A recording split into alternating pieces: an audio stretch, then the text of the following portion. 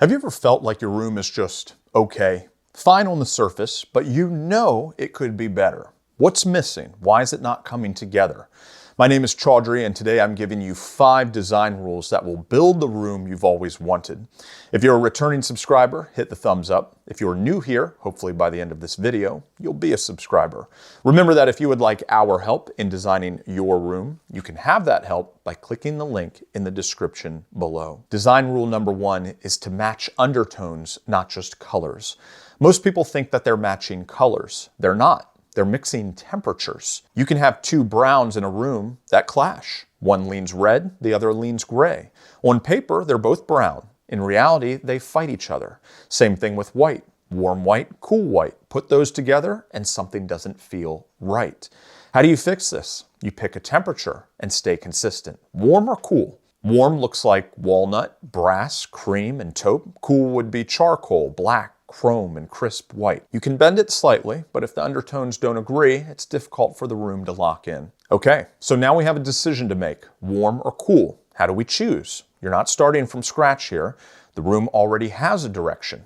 Your floor, your cabinets, your stone countertops, they've already decided. What you're doing now is deciding how far to push it. So here's a test that you can do.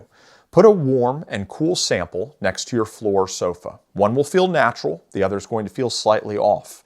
That reaction is your answer. One of the most common issues we see is choosing the right paint color. It's easy to go wrong because there are so many options out there. I put together something simple, 5 paint colors that consistently work. If you want a starting point that you can rely on, there's a link in the description. Design rule number 2, every seat should have a purpose. Have you ever seen a room that felt full, but it wasn't functional, where seating had been added without purpose? An extra chair here, a bench there, something that looks good, but serves no purpose. Be careful of that. Every seat should answer a question. Where do I sit to read? Where do people talk? Where do I relax at night? If it doesn't clearly serve a role, remove it. Fewer seats with purpose will always feel better than more seats without it. There is one exception. Not every chair needs to be used, but every chair needs to justify its presence. There are 2 types, functional seating, used daily, and then atmospheric seating, used rarely, but carries visual weight. An antique chair, a worn leather piece. It might not be sat in often, but it adds identity and history and presence. Where do people go wrong in this? They add something random and call it for the look, but it doesn't carry weight. And it doesn't tell a story, so it just becomes clutter. Here's the standard. Remove the chair. If the room improves, it didn't belong. If the room weakens, it was essential. Every seat should either be used or be worth looking at. Design rule number 3 is to repeat shapes across the room. This is subtle, but it's powerful. When shapes repeat, a room starts to feel connected. When they don't, it feels scattered. Think of a room with a round mirror, a square table, a curved sofa, and an angular chair. Nothing is relating, so the room never settles. Here's what you can do instead. Pick a shape and repeat it. Do you want a softer room? Include curves, rounded edges, and arches. Do you want something structured? Use straight lines, clean geometry, and sharp edges. You don't need perfection, you need repetition. Here's why this works. The brain is constantly trying to simplify what it sees. When shapes repeat, your brain groups them. These belong together. Now, instead of seeing separate pieces, it sees one system. That's why the room feels calm and controlled and intentional. When everything is different, your brain keeps scanning, trying to find a pattern, trying to understand the logic, and that creates tension. Of course, there is an ideal balance. You don't want your entire home to feel like one giant hamster wheel, just this never-ending shape that you can't outrun. Use your dominant shape 60 to 70% of the time, then include a secondary contrast 30 to 40% of the time. Your brain gets structure from the repetition, but it also is fed interest through variety.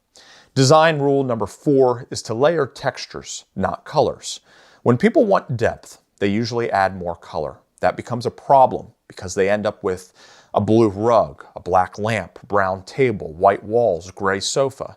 Now the room is busier, but still flat. Why do people do this? Why is this their first reaction, to use color to achieve depth? Because color is the easiest thing to change, and people confuse contrast with depth. Contrast is obvious, but depth is subtle. Here's the rule. Keep the palette right. Build depth through materials. Instead of more colors, use leather, wood grain, wool, stone, linen, metal. Now everything can stay within 2 to 3 colors, but the room still feels rich and layered. This is one of the biggest differences between average interiors versus high-end interiors.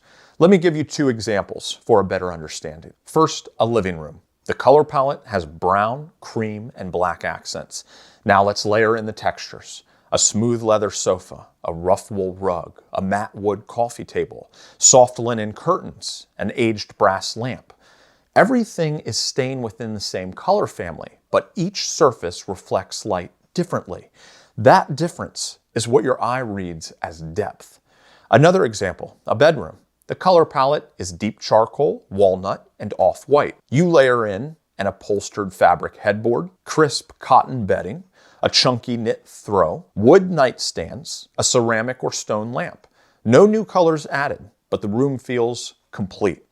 The simple way to think about it, color changes the identity of a room, texture changes the quality of a room. So if a room feels flat, don't ask, what color should I add? Ask, what material is missing? Design rule number 5 is that art should feel collected, not purchased all at once. This is where a lot of rooms lose authenticity. Everything matches. Same frames, same sizes, same spacing. It looks correct, but it doesn't feel personal. Art should feel collected over time, even if it wasn't. You can do this by mixing frame finishes, varying sizes and proportions, combining subject matter, letting some pieces stand alone while others are grouped. You're creating the illusion of history. And this isn't just paintings, it's anything that expresses tastes. Art, objects, books, sculptures, textiles. The brain is asking one question. Was this built over time or was it done all at once? When everything matches, it reads as one decision. The story has been removed. Time never took place, and character is missing. So what do you do instead? You introduce variation. Different sizes, different finishes, different spacing, but still tied together by tone. Now it feels collected and earned. When every part of your room begins to relate, serve a purpose, and contribute to a larger idea, your room becomes rich, visually and emotionally. Okay will be a thing of the past. If you like the video, hit the thumbs up. If you feel like sticking around a while, feel free to subscribe. See you in the next one.